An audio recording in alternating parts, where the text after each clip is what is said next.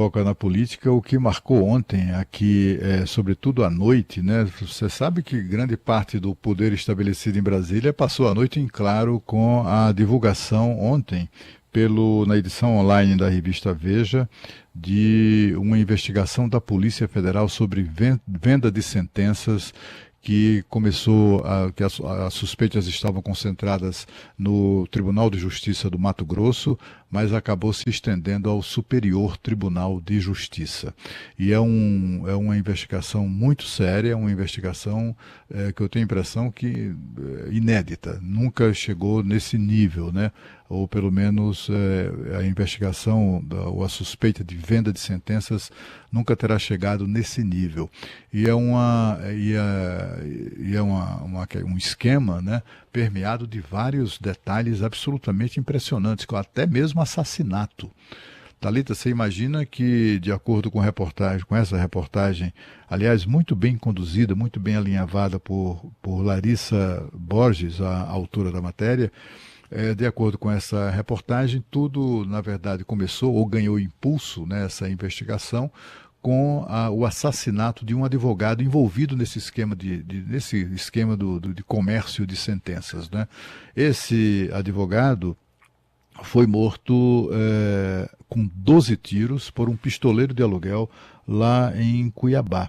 E aí, quando a polícia chegou, encontrou o celular do morto ao lado do corpo dele. A polícia recolheu o celular, lacrou, tomou aquelas providências que o protocolo policial recomenda, e aí começou uma pressão louca, inclusive de desembargadores, de juízes e tal, para tentar tirar esse celular das mãos da polícia. A polícia fez logo uma cópia, enfim, e se preparou, resistiu a isso, mas pegou o celular da vítima e começou a estudar e verificou que, na verdade, tinha em mãos um autêntico celular bomba, com informações, documentos, com comprovantes de pagamento de propina, com troca de mensagens, cobrança de propina. Olha,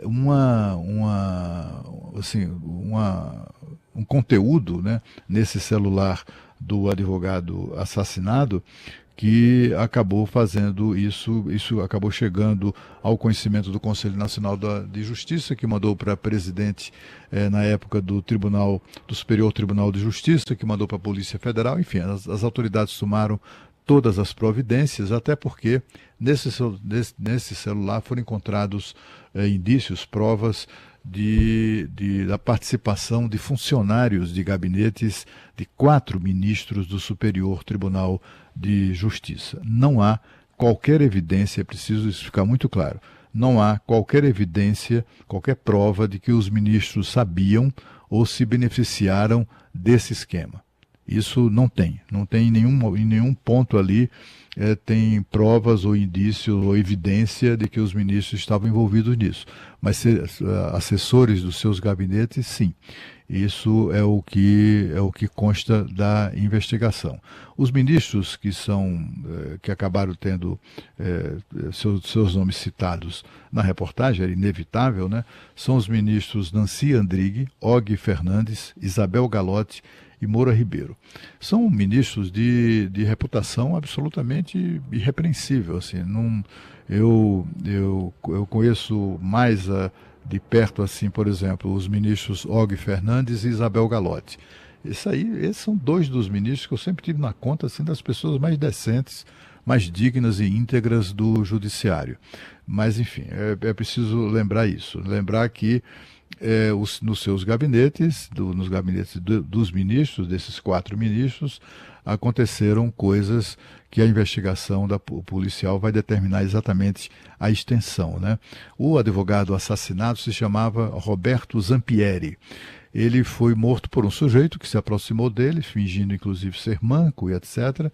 E foi exatamente esse camarada que logo depois, que na sequência, o mataria de maneira absolutamente implacável. Ele chegou a ser preso, foi preso, está preso, o assassino, mas ele diz não conhecer ou não saber quem foi o mandante do assassinato, muito embora ele admita que fez crime de pistolagem. Como eu disse, os policiais encontraram no celular da vítima, desse advogado Zampieri, Roberto Zampieri, conversas, documentos, comprovantes de pagamento, dados reveladores do comércio de sentenças, né?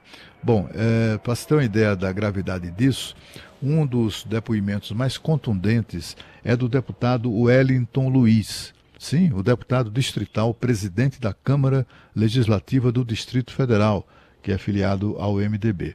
O deputado prestou depoimento, o deputado que também é policial, né? Ele prestou depoimento à Polícia Civil aqui do Distrito Federal, nesse caso, e confirmou a história. E qual que é a história envolvendo o deputado Wellington Luiz? Ele tinha lá uma demanda no STJ, uma demanda que estava no gabinete da deputada Nancy Andrighi.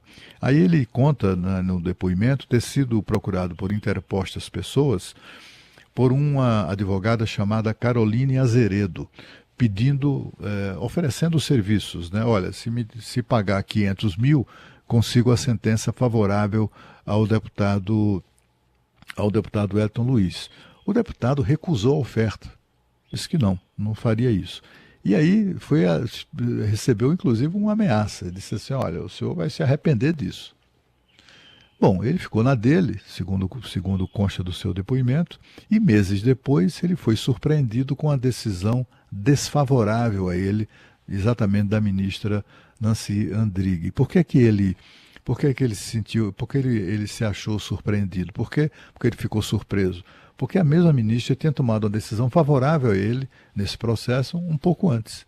Então, assim, mudou completamente de atitude diante a nova sentença, né? Na verdade, concretizava aquela ameaça que ele disse ter recebido dessa advogada, né? Caroline Azeredo.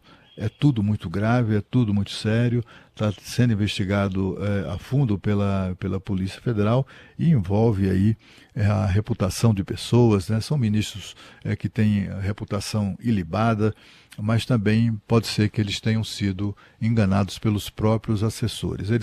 Eles, quando, segundo a revista Veja, na reportagem, eles foram chamados para uma reunião com a ministra presidente do STJ, quando isso surgiu, e eles, alguns inclusive, teve um deles, parece que ter dito que botava a mão no fogo pelos seus assessores, mas nenhum deles, é claro, ofereceu qualquer tipo de obstáculo à abertura de investigações para que isso, de fato, venha a ser esclarecido de maneira definitiva. Esse